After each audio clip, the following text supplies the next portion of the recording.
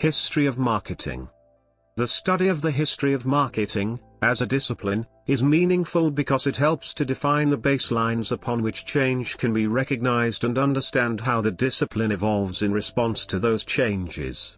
The practice of marketing has been known for millennia, but the term marketing used to describe commercial activities buying and selling of products or services came into popular use in the late 19th century. The study of the history of marketing as an academic field emerged in the early 20th century. Marketers tend to distinguish between the history of marketing practice and the history of marketing thought. Although the history of marketing thought and the history of marketing practice are distinct fields of study, they intersect at different junctures.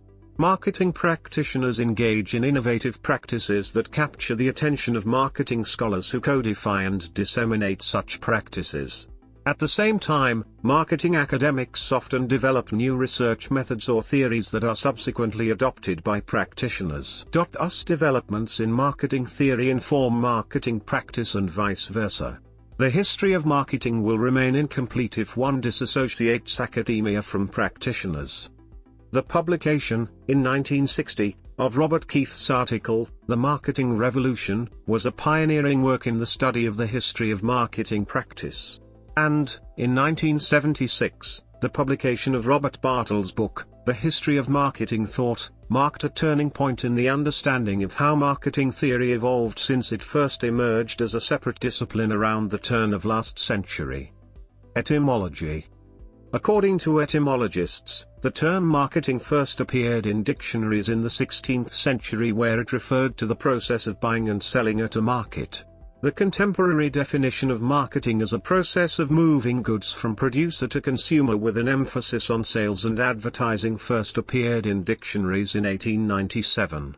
The term, marketing, is a derivation of the Latin word, mercatus meaning marketplace or merchant. Marketing history, an overview. Historians of marketing tend to fall into two distinct branches of marketing history, the history of marketing practice and the history of marketing thought. These branches are often deeply divided and have very different roots. The history of marketing practice is grounded in the management and marketing disciplines, while the history of marketing thought is grounded in economic and cultural history. This means that the two branches ask very different types of research questions and employ different research tools and frameworks. Historians of marketing have undertaken considerable investigation into the emergence of marketing practice, yet there is little agreement about when marketing first began. Some researchers argue that marketing practices can be found in antiquity while others suggest that marketing, in its modern form, emerged in conjunction with the rise of consumer culture in 17th and 18th century Europe, while yet other researchers suggest that modern marketing was only fully realized in the decades following the Industrial Revolution in Britain, from where it subsequently spread to Europe and North America. Hollander and others have suggested that the different dates for the emergence of marketing can be explained by problems surrounding the way that marketing has been defined, whether reference to modern marketing as a planned, programmed repertoire of professional practice including activities such as segmentation, product differentiation, positioning and marketing communications versus marketing as a simple form distribution and exchange. Marketing in antiquity. A number of studies have found evidence of advertising, branding, packaging and labeling in antiquity. Umbricius Scoras, for example, was a manufacturer of fish sauce, also known as garum, in Pompeii. Circa 35 CE mosaic patterns in the atrium of his house were decorated with images of amphora bearing his personal brand and quality claims. The mosaic comprises 4 different amphora, one at each corner of the atrium, and bearing labels as follows.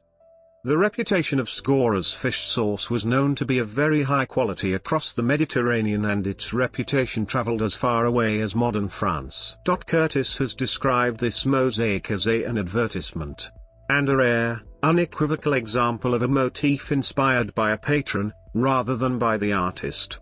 In Pompeii and nearby Herculaneum, archaeological evidence also points to evidence of branding and labeling in relatively common use. Wine jars, for example, were stamped with names, such as Lassius and Eumachius, probably references to the name of the producer. Carbonized loaves of bread, found at Herculaneum, indicate that some bakers stamped their bread with the producer's name. David Wengrow has argued that branding became necessary following the urban revolution in ancient Mesopotamia in the 4th century BCE, when large-scale economies started mass-producing commodities such as alcoholic drinks, cosmetics and textiles.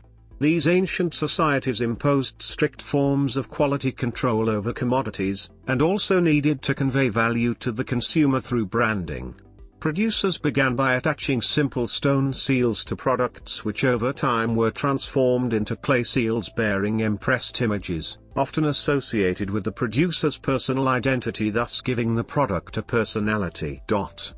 Diana Tweed has argued that the consumer packaging functions of protection, utility and communication have been necessary whenever packages were the object of transactions, p. 107.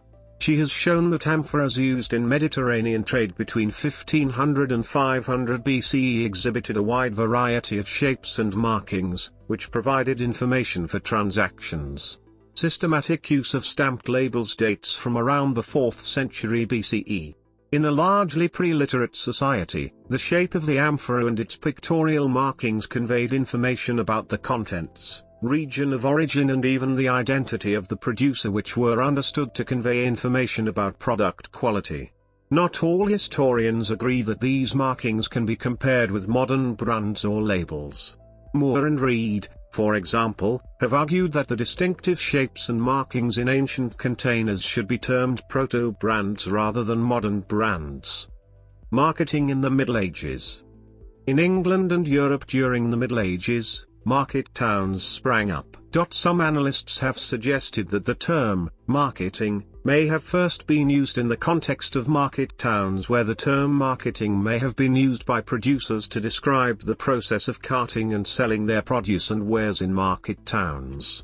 Blintiff has investigated the early medieval networks of market towns and suggests that by the 12th century there was an upsurge in the number of market towns and the emergence of merchant circuits as traders bulked up surpluses from smaller regional, different-day markets and resold them at the larger centralized market towns. Brodell and Reynolds have made a systematic study of these European market towns between the 13th and 15th century. Their investigation shows that in regional districts markets were held once or twice a week, while daily markets were more common in the larger cities and towns. Over time, permanent shops began to open daily and gradually supplanted the periodic markets. Peddlers filled in the gaps in distribution by traveling door to door in order to sell produce and wares. The physical market was characterized by transactional exchange, bartering systems were commonplace, and the economy was characterized by local trading. Brodell reports that, in 1600, goods traveled relatively short distances, grain 5 to 10 miles, cattle 40 to 70 miles, wool and woolen cloth 20 to 40 miles. However, following the European Age of Discovery, goods were imported from afar: calico cloth from India, porcelain, silk and tea from China, spices from India and Southeast Asia, and tobacco, sugar, rum and coffee from the New World. Although the rise of consumer culture and marketing in Britain and Europe have been studied extensively, less is known about developments elsewhere. Nevertheless, recent research suggests that China exhibited a rich history of early marketing practices, including branding, packaging, advertising and retail signage. From as early as 200 BCE, Chinese packaging and branding was used to signal family, place names and product quality, and the use of government-imposed product branding was used between 600 and 900 AD. Eckhart and Benton have argued that during the Song dynasty, 960 to 1127, Chinese society developed a consumerist culture, where a high level of consumption was attainable for a wide variety of ordinary consumers rather than just the elite. p. 212. The rise of a consumer culture led to the commercial investment in carefully managed company image, retail signage, symbolic brands, trademark protection and the brand concepts of Baoji, Hao, Lei, Gongpin, Pre and Pinpai, which roughly equate with Western concepts of family status, quality grading, and upholding traditional Chinese values, p. 219. Eckhart and Benton's analysis suggests that brands emerged in China as a result of the social needs and tensions implicit in consumer culture, in which brands provide social status and stratification.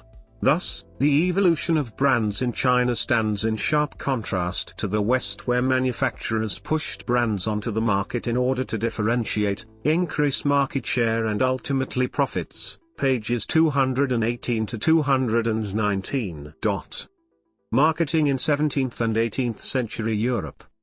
Scholars have identified specific instances of marketing practices in England and Europe in the 17th and 18th centuries. As trade between countries or regions grew, companies required information on which to base business decisions. Individuals and companies carried out formal and informal research on trade conditions. As early as 1380, Johann Fugger traveled from Augsburg to Graben in order to gather information on the international textile industry. He exchanged detailed letters on trade conditions in relevant areas. In the early 1700s, British industrial houses were demanding information that could be used for business decisions. In the early 18th century, Daniel Defoe, a London merchant, published information on trade and economic resources of England and Scotland. Defoe was a prolific publisher, and among his many publications are titles devoted to trade including Trade of Britain Stated, 1707, Trade of Scotland with France, 1713, and The Trade to India Critically and Calmly Considered, 1720, all books that were highly popular with merchants and business houses of the period. While such activities might now be recognized as marketing research, at that time they were known as commercial research or commercial intelligence and not seen as part of the repertoire of activities that make up contemporary marketing practice. 18th century advertising showed a high level of sophistication in its execution and ability to reach mass audiences. In a major review of consumer society, McKendrick, Brewer and Plum found extensive evidence of 18th century English entrepreneurs inventing modern marketing techniques, including product differentiation, sales promotion, loss leader, planned obsolescence, fashion magazines, national advertising campaigns, fancy showrooms, and concentration on elite taste-setting customers. English pottery makers Josiah Wedgwood, 1730 to 1795, and Matthew Boulton, 1728 to 1809, were the pioneers of modern mass marketing methods. Wedgwood introduced direct mail, traveling salesmen and catalogues in the 18th century. Wedgwood's marketing was highly sophisticated and recognizably modern in that he planned production with the sale in mind. He carried out serious investigations into the fixed and variable costs of production and recognized that increased production would lead to lower unit costs. He also inferred that selling at lower prices would lead to higher demand and recognized the value of achieving scale economies in production. By cutting costs and lowering prices, Wedgwood was able to generate higher overall profits. Similarly, one of Wedgwood's colleagues, Matthew Boulton, pioneered early mass production techniques and product differentiation at his Soho manufactory in the 1760s. He also practiced planned obsolescence and understood the importance of celebrity marketing, that is, supplying the nobility, often at prices below cost, and of obtaining royal patronage, for the sake of the publicity and kudos generated. Fullerton argues that the practice of market segmentation emerged well before marketers used the notion formally. Certain strands of evidence suggest that simple examples of market segmentation were evident prior to the 1880s. The business historian, Richard S. Tedlow, argues that any attempt to segment markets prior to 1880 was highly fragmented, since the economy was characterized by small, regional suppliers who mostly sold goods on a local or regional basis. When retail shops began to appear from the 15th century, retailers needed to separate the riffraff from wealthier customers. Outside the major metropolitan cities, few stores could afford to serve one type of clientele exclusively. However, gradually retail shops introduced innovations that would allow them to separate wealthier customers from the lower classes and peasants. One technique was to have a window opening out onto the street from which customers could be served. This allowed the sale of goods to the common people, without encouraging them to come inside. Another solution, that came into vogue from the late 16th century, was to invite favored customers into a back room of the store, where goods were permanently on display. Yet another technique that emerged around the same time was to hold a showcase of goods in the shopkeeper's private home for the benefit of wealthier clients. Samuel Pepys, for example, writing in 1660, describes being invited to the home of a retailer to view a wooden jack. Evidence of early marketing segmentation has also been noted across Europe. A study of the German book trade found examples of both product differentiation and market segmentation in the 1820s. Marketing in the 19th and 20th centuries. Until the 19th century, Western economies were characterized by small regional suppliers who sold goods on a local or regional basis. However, as transportation systems improved from the mid-19th century, the economy became more unified, allowing companies to distribute standardized, branded goods at national level. This gave rise to a much broader mass marketing mindset. Manufacturers tended to insist on strict standardization in order to achieve scale economies, with a view to keeping production costs down and also to achieving market penetration in the early stages of a product's life cycle. The Model T Ford was an example of a product being manufactured at a price that was affordable for the burgeoning middle classes. In the early 20th century, as market size increased, it became more commonplace for manufacturers to produce a variety of models pitched at different quality points designed to meet the needs of various demographic and lifestyle market segments, giving rise to the widespread practice of market segmentation and product differentiation. Between 1902 to 1910, George B. Waldron, working at Maheen's advertising agency, used tax registers, city directories and census data to show advertisers the proportion of educated versus illiterate consumers and the earning capacity of different occupations in what is believed to be the first example of demographic segmentation of a population. Within little more than a decade, Paul Cherrington had developed the ABCD household typology, the first socio-demographic segmentation tool. By the 1930s, market researchers such as Ernest Ditcher were carrying out qualitative research into brand purchasers realized that demographic factors alone were insufficient to explain different marketing behavior of various user groups. This insight led to the exploration of other factors such as lifestyles, values, attitudes and beliefs in market segmentation and advertising. When Wendell R. Smith published his now classic article, Product Differentiation and Market Segmentation as Alternative Marketing Strategies in 1956, he noted that he was simply documenting marketing practices that had been observed for some time and which he described as a natural force. Other theorists agree that Smith was simply codifying implicit knowledge that had been used in marketing and brand management from the early 20th century. As industry grew, the demand for skilled business professionals also grew.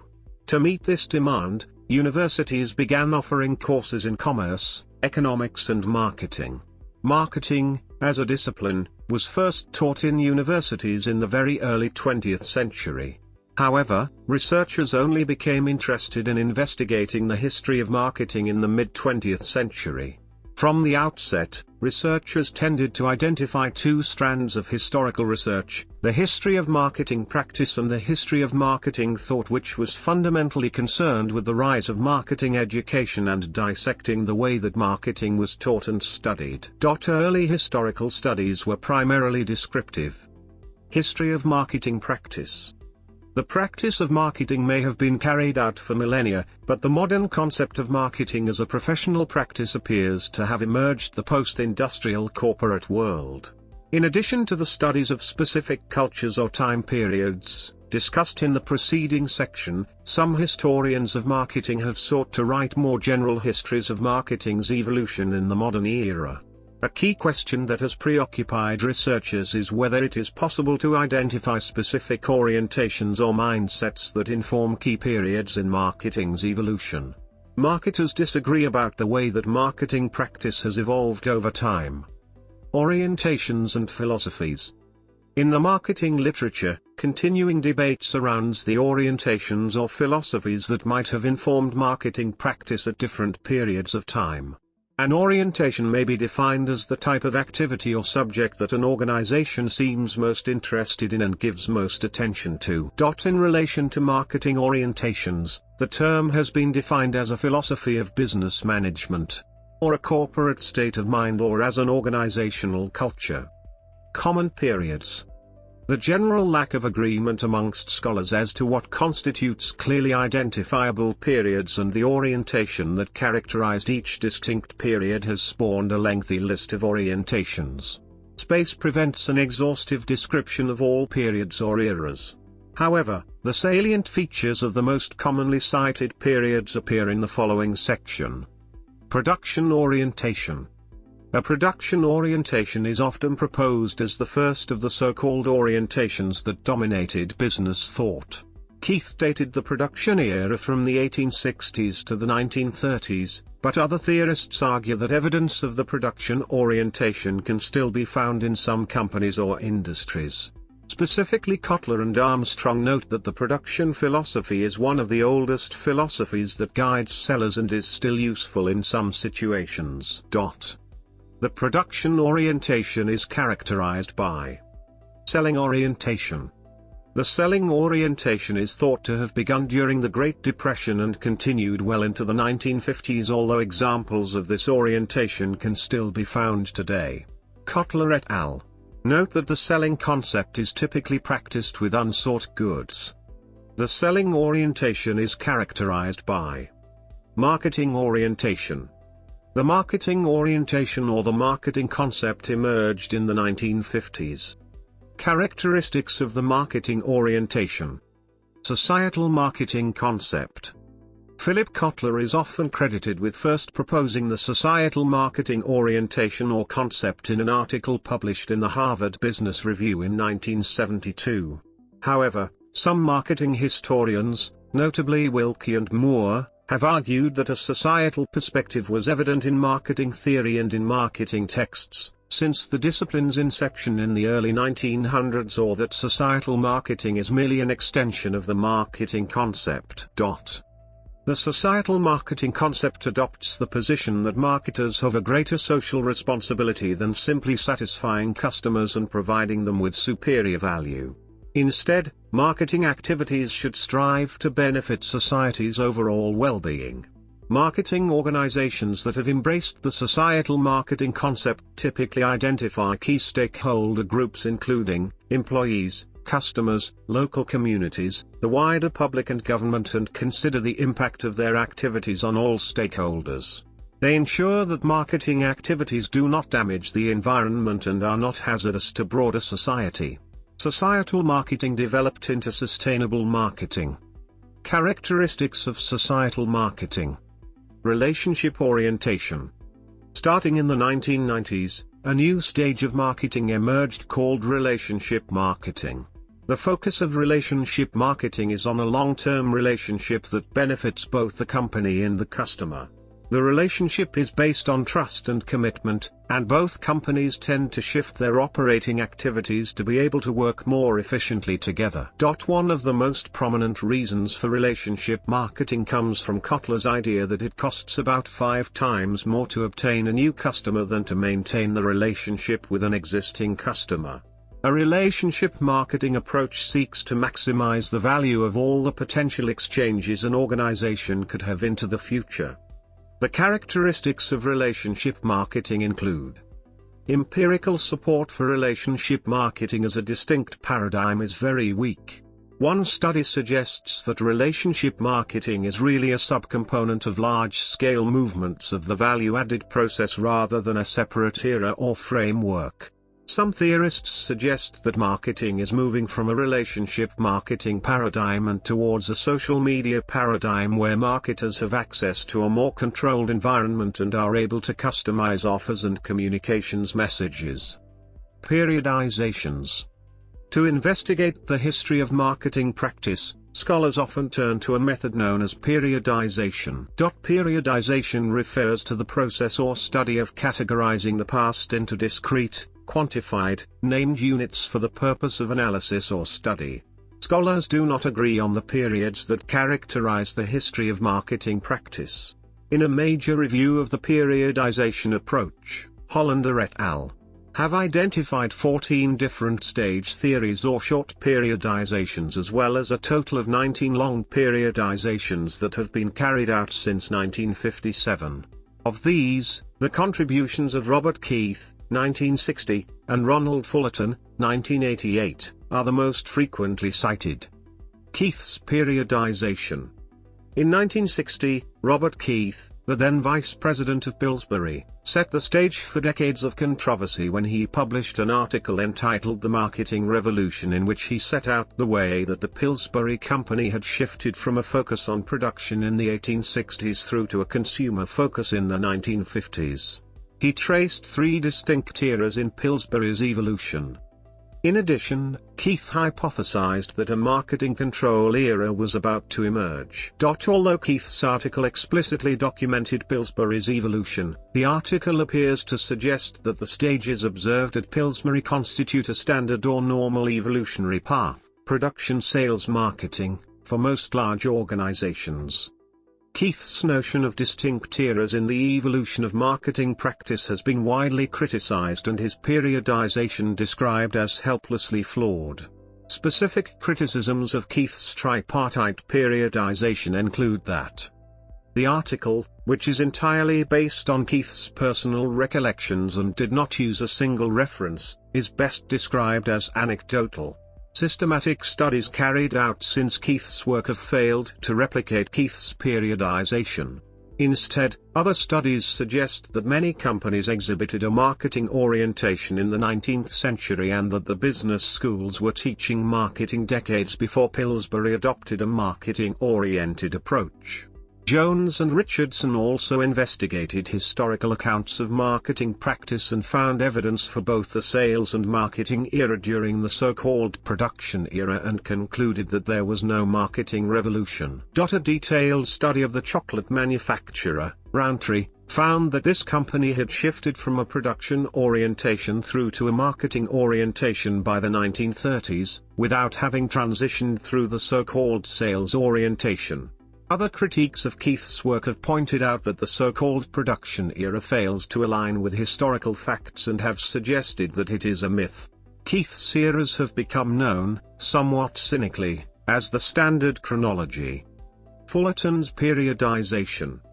In 1988, Fullerton developed a more subtle and nuanced periodization for the so-called marketing eras. Fullerton's eras were: in spite of the intense criticism leveled at Keith's eras of marketing practice, his periodization is the most frequently cited in textbooks and has become the accepted wisdom. One content analysis of 25 introductory and advanced texts found that Keith's eras were reproduced in all but 4. Another study, which examined 15 of the top-selling marketing texts, found that although the incidence of repeating Keith's eras was waning, it had not been replaced by Fullerton's periodization, nor any other more meaningful framework. Other periodizations. For all the controversies surrounding marketing stages or periods, Keith and others appear to have contributed a lasting legacy. A study by Grundy, 2010, suggests that many contemporary textbooks begin with Keith's eras and expand on it by including newer concepts such as the societal marketing concept, the relationship marketing concept and the interfunctional concept, as shown in the table below. More recently, Kotler and Keller added the holistic marketing concept to the list of eras in marketing. Marketing theorists continue to debate whether the holistic era represents a genuine new orientation or whether it is an extension of the marketing concept. Grundy summarized 5 different periodizations in the history of marketing, as shown in the following table, as a means of highlighting the general lack of agreement among scholars. History of marketing thought. Dating the history of marketing, as an academic discipline, is just as problematic as the history of marketing practice. Marketing historians cannot agree on how to date the beginnings of marketing thought. Eric Schur, for instance, suggests that a period of pre-academic marketing thought can be identified prior to 1900. Other historians suggest that the theory of marketing only emerged in the 20th century when the discipline began to offer courses at universities. Nevertheless, the birth of marketing as a discipline is usually designated to the first decade of the 20th century when marketing courses appeared in universities. In 1902, the University of Michigan offered what many believe to be the very first course in marketing. The University of Illinois also started offering coursework in marketing in 1902. In the academic year, 1904 to 1905, the University of Pennsylvania commenced teaching marketing. Other universities soon followed, including the Harvard Business School. Prior to the emergence of marketing courses, marketing was not recognized as a discipline in its own right, rather it was treated as a branch of economics and was often called applied economics. Subjects, which today might be recognized as marketing-related, were embedded in economics courses. Early marketing theories were described as modifications or adaptations of economic theories. The impetus for the separation of marketing and economics was due, at least in part, to economics' focus on production as the creator of economic value and general failure to investigate distribution. In the late 19th century and early 20th century, as markets became more globalized, distribution began to assume increasing importance. Some economics professors began to run courses examining various aspects of the marketing system, including distributive and regulative systems. Other courses, such as the marketing of products and the marketing of farm products, followed. As the first decades of the 20th century progressed, books and articles concerning marketing topics began to emerge. In 1936, the publication of the New Journal of Marketing gave marketing academics a forum for exchanging ideas and research methods and also gave the discipline a real sense of its own distinct identity as a maturing academic discipline. A periodization approach. Several scholars have attempted to describe the evolution of marketing thought chronologically and to connect it with broader intellectual and academic trends. Bartels, 1965, provided a brief account of marketing's formative periods, and Shah and Gardner, 1982, briefly considered the development of the 6 dominant schools in contemporary marketing. However, these initial attempts have been criticized as overly descriptive. One of the first theorists to consider the stages in the development of marketing thought was Robert Bartels, who in the History of Marketing Thought, 1965, used a periodization approach. He categorized the development of marketing theory decade by decade from the beginning of the 20th century. Bartels was the first historian to provide a long view of marketing's past and wide sweep of its subdisciplines, and in so doing, he nurtured an interest in the history of marketing thought. A schools of thought approach. Other marketing historians have eschewed the periodization approach, and instead considered whether distinct schools within marketing reflect different facets of common theory and whether a more unifying intellectual structure has emerged. These approaches tend to identify distinct schools of thought. A school of thought refers to an intellectual tradition or a group of scholars who share a common philosophy or set of ideas.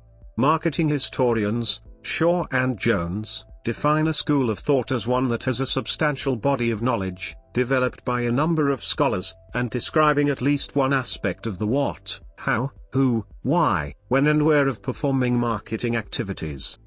To a certain extent, there is some agreement that in early marketing thought, 3 so-called traditional schools, namely the commodity school, the functional school and the institutional school, coexisted. Marketing historians such as Eric Shaw and Barton A. Whites point to the publication of Roe Alderson's book, Marketing Behavior and Executive Action, 1957, as a breakpoint in the history of marketing thought, moving from the macro-functions institutions commodities approach to a micro-marketing management paradigm. Following on from Alderson, marketing began to incorporate other fields of knowledge besides economics, notably behavioral science and psychology, becoming a multidisciplinary field. For many scholars, Alderson's book marks the beginning of the marketing management era. Of those historians who identify schools, there is no real agreement about which schools were dominant at different stages in marketing's development. Although the distinctive features of these schools can be identified and described, many of the early textbooks included elements drawn from two or more schools of thought, for example, in a series of chapters devoted to commodities followed by a series of chapters devoted to the institutional and functional schools. In the following section, a brief overview of the contributions of key thinkers will be outlined with respect to the prevailing schools that have dominated marketing thought. Hunt and Goolsby identified four schools of thought that have dominated marketing, namely, the commodity school, the institutional school, the functional school and the managerial school. Some marketing historians like Jagdish Sheth have identified the modern marketing schools as.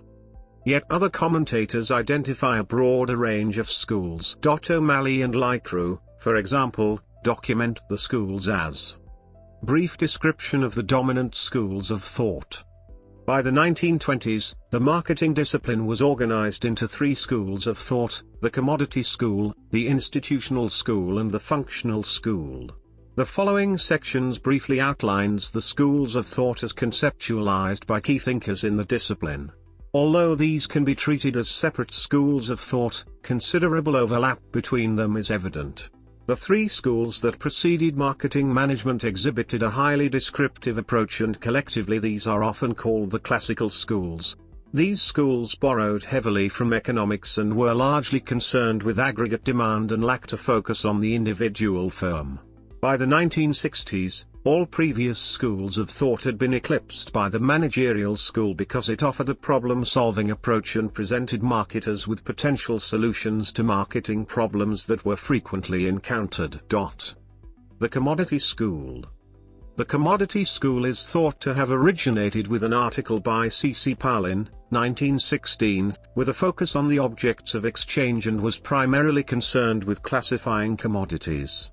A different article published by Copeland, and published in the Harvard Business Review, 1923, proposed the convenience shopping specialty goods classification, which is still in use today. Other theorists developed a plethora of methods for classifying goods. The institutional school. The institutional school focused its attention on the agents of market transactions, specifically those organizations active in the intermediary channel system, such as wholesalers and retailers. It was primarily concerned with documenting the channels of distribution, the functions performed by channel members and the value-adding services they provided. In short, the institutional school was fundamentally concerned with the activities required to achieve efficiency within distribution systems. The institutional school was heavily influenced by economics, but in the 1970s, began to take on ideas from behavioral science. A key work in the institutional school tradition is Weld's The Marketing of Farm Products, 1916, while other important contributors included Butler's Marketing and Merchandising, 1923, Breyer's Commodity and Marketing, 1931, Converse's Marketing, Methods and Policies, 1921, and Duddy and Revson's Marketing, An Institutional Approach, 1947. The Functional School. The functional school was thought to have originated with the publication of Shaw's article, Some Problems in Market Distribution, 1912. The functional school was primarily concerned with documenting the functions of marketing. In other words, it attempted to address the question, what work does marketing do? Different theorists within the functional school produced long lists of marketing's functions. Although there was little agreement about what should be included in the list, much of it revolved around the value added by marketing intermediaries. In those early years, advertising and promotion was rarely seen as a marketing function. In addition to Shaw, key thinkers in the functional school included Weld, Vanderblue, and Ryan. Marketing management. Rowe Alderson changed marketing thought with the publication of his work, Marketing Behavior and Executive Action, 1957, in which he was primarily concerned with the problems and challenges faced by marketers and the types of solutions that had been found to be successful. This shifted the emphasis away from the functions of marketing and towards a more problem-solving approach, thereby paving the way for a more managerial approach within the discipline.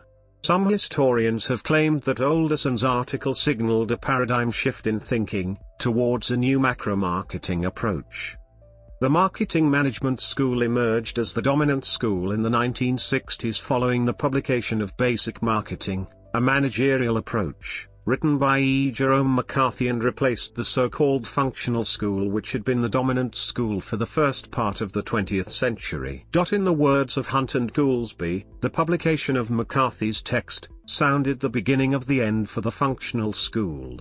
However, Hunt and Goolsby note that the 1960s was a transitional period in which both the functional school and the managerial school coexisted. Shaw and Jones have described the emergence of the managerial school in the mid-20th century as a paradigm shift.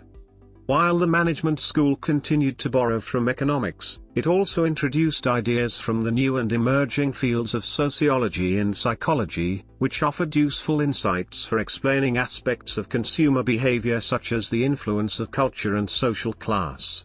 Key works in the marketing management tradition include Roe Alderson's Marketing Behavior and Executive Action, 1957, Howard's Marketing Management, 1957, Lazar's Managerial Marketing, Perspectives and Viewpoints, 1957, and McCarthy's Basic Marketing, a Managerial Approach, 1960.